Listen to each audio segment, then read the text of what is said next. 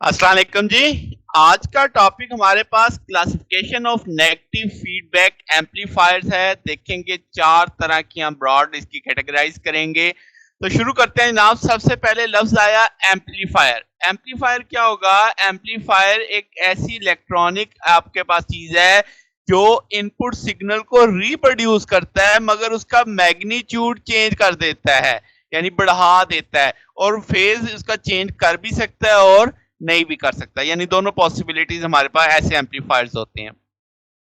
अब negative feedback amplifier किसे कहते हैं, या इसे सादा फीडबैक एम्पलीफायर भी बोलते हैं, जो कि आउटपुट का कुछ हिस्सा इनपुट से माइनस करता है, सब्ट्रैक्ट करता है। ठीक है, इसका मतलब जो आउटपुट है, जो नेगेटिव फीडबैक है, वो ओरिजिनल सिग्नल को कम करता है, अपोज करता है। तो ये ऐसा कोई इलेक्ट्रॉनिक एम्पलीफायर जो आपके पास ये काम करे, यानी कि आपके पास इनपुट सिग्नल को आउटपुट में वाले जो आ रही है, आउटपुट को लेके इनपुट में से कुछ हिस्सा माइनस करे, तो ऐसे हिस्से को हम नेगेटिव फीडबैक एम्पलीफायर बोलेंगे।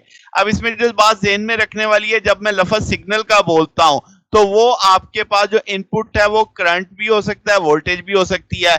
आउटपुट सिग्नल इसी तरीके से करंट भी हो सकता है, वोल्टेज भी हो सकती है, यानी सारी पॉसिबिलिटीज एग्जिस्ट करती हैं एम्पलीफायर के लिए। ओके।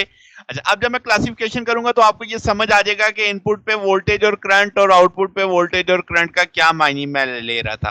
तो क्लासिफिकेशन जब करूंगा तो जैसे मैंने कहा, फोर हम कैटेगरीज करेंगे कि voltage amplifier, current amplifier, transconductance amplifier, transresistance amplifier.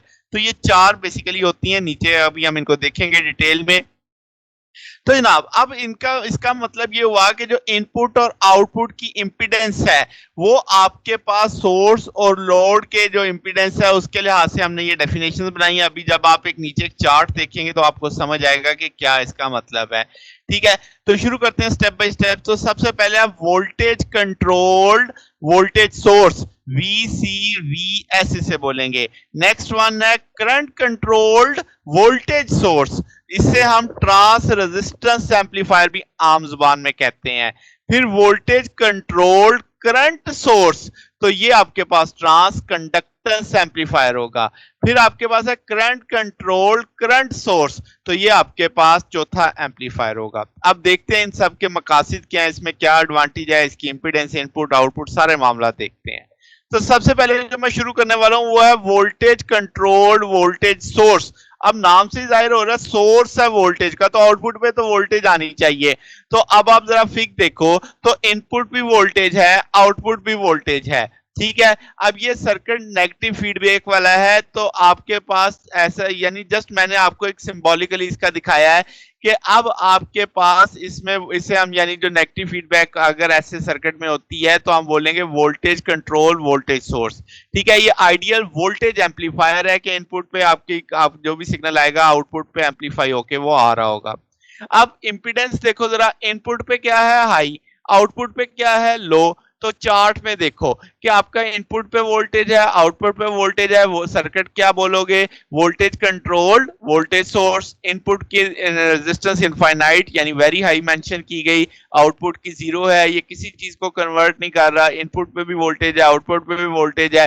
तो जब आप रेशियो देखोगे, आउट एफिशिएंसी उठाओगे तो आउटपुट ओवर इनपुट आ जाएगी।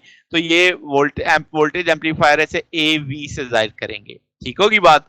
अब इसी सोच पे करंट कंट्रोल्ड वोल्टेज सोर्स, इसे हम ट्रांस रेजिस्टेंस एम्पलीफायर भी कहते हैं। फिग में अगर आप देखो तो आपको समझ आएगी कि इनपुट पे अब करंट आ रहा है, आउटपुट पे अभी भी वोल्टेज है, तो करंट कंट्रोल वोल्टेज सोर्स। ठीक है।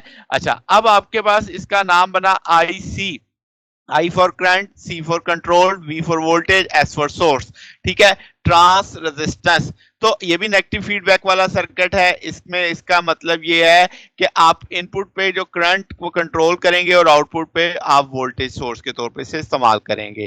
ठीक है, अब इसे ट्रांस रेजिस्टेंस क्यों कहते हैं? क्योंकि जब आप आउटपुट ओवर इनपुट देखोगे तो यानी V out over I, V over I ohm law होता है ना, तो आप रेजिस्टेंस हासिल करते हो, इसीलिए रेजिस्टेंस, ट्रांस रेजिस्टेंस का लफ्ज आ रहा है एम्पलीफायर के तौर पे। ठीक हो गया, क्योंकि इसके V ओवर I के जब आप एफिशिएंसी उठाओगे तो यूनिट्स किस में आएंगे, ओम के अंदर आएंगे। तो इसका ना इनपुट करंट है, आउटपुट वोल्टेज है, करंट का नाम IC, IC का मतलब आपको समझ आ गया, I for current, C for control, V for voltage, S for source.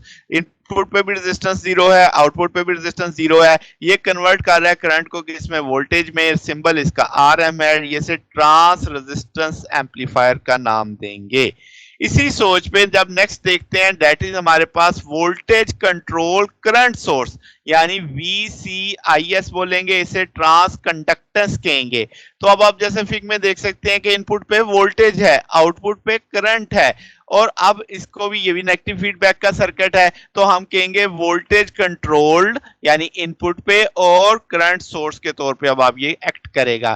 ठीक है, तो अब इसलिए हम ट्रांस कंडक्टेंस क्यों बोलेंगे, अगर आप आउटपुट और इनपुट की रेशियो लेते हो I आउट ओवर V इन, तो ये कंडक्टेंस नहीं बन गया, तो इसके यूनिट सीमेंस में आ जाएंगे, तो इसलिए इसे ट्रांस कंडक्टेंस एम्पलीफायर के तौर पे देखते हैं। अब जरा अगर मैं पूछूं इनपुट क्या है, वोल्टेज है, आउटपुट क्या है, करंट है, सर्किट का नाम क्या है, वोल्टेज कंट्रोल करंट सोर्स। ठीक है, देन इनपुट जो इम्पीडेंस है इनपुट पे वो भी इन्फिनिटी है, आउटपुट की इम्पीडेंस भी इन्फिनिटी है, ये कन्वर्ट कर रहा है वोल्टेज को I में नजर आ रहा है। फिर आपकी रेशियो है, ये आपकी कंडक्टेंस के सिंबल आ गया GM, और इसे ट्रांस कंडक्टेंस एम्पलीफायर के तौर पे देखेंगे। लास्ट वन, चौथे जो है, that is current control current source, ICIS बोलेंगे इसे, IC मानी करंट कंट्रोल, IS यानी करंट सोर्स। तो ये भी नेगेटिव फीडबैक का सर्किट है, इसमें इसका मतलब इनपुट पे जो करंट कंट्रोल होता है, आउटपुट पे करंट सोर्स के तौर पे ये काम करता है। इंपीडेंस अगर आपको दिख रही है तो इनपुट पे तो जीरो होगी, आउटपुट पे हाई हो जाएगी, यानी इन्फिनिट हो जाएगी। ये किसी चीज को कन्वर्ट नहीं कर रहा, इनपुट भी करंट है, आउटपुट भी करंट है, तो इसलिए कन्वर्ट वाला खाना खाली है।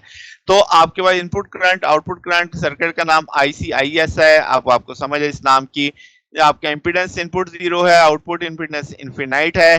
देन आपके पास ये रेशियो है दो सिमिलर चीजों की, तो I नॉट ओवर I इन, इसे AI से रिप्रेजेंट करेंगे और ये करंट एम्पलीफायर के तौर पे माना जाएगा। तो ये चार तरह के हमने नेगेटिव फीडबैक एम्पलीफायर्स को स्टडी किया। तो अब आपको समझ आ रही है कि इंपीडेंस के चेंज है, इंपीडेंस के रिलेटिव हम उसे डिफाइन कर रहे होते हैं, फिर हम देखते हैं कि उसमें क्या आउटपुट क्या है, इनपुट क्या है, इस बुनियाद पे उनके नाम रखे गए हैं। तो जनाब अब इसका मतलब मुद्दे में तो दो ही चीजें आई कि वोल्टेज एम्पलीफायर, करंट एम्पलीफायर। आने वाले लेक्चर्स में हम उनका गेन देखेंगे, इंपीडेंस कैसे हाई होती है, क्यों लो होती है, ये जो लिखा हुआ है यहाँ पे, ये सारी बातें प्रूफ करेंगे मैथमेटिकली भी। ठीक हो गया, तो ये हमारा आज का टॉपिक था। अगर आपको इसमें कोई बात पूछनी हो, डाउट हो, तो नीचे कमेंट्स में पूछ सकते हैं। वीडियो अच्छी लगी हो तो वीडियो को लाइक कीजिएगा, दोस्तों के साथ शेयर कीजिएगा, चैनल को भी सब्सक्राइब कर दीजिएगा। अब तक के लिए इतना ही, बकिया इंशाल्लाह फिर नेक्स्ट देखेंगे। ओके, अल्लाह हाफिज।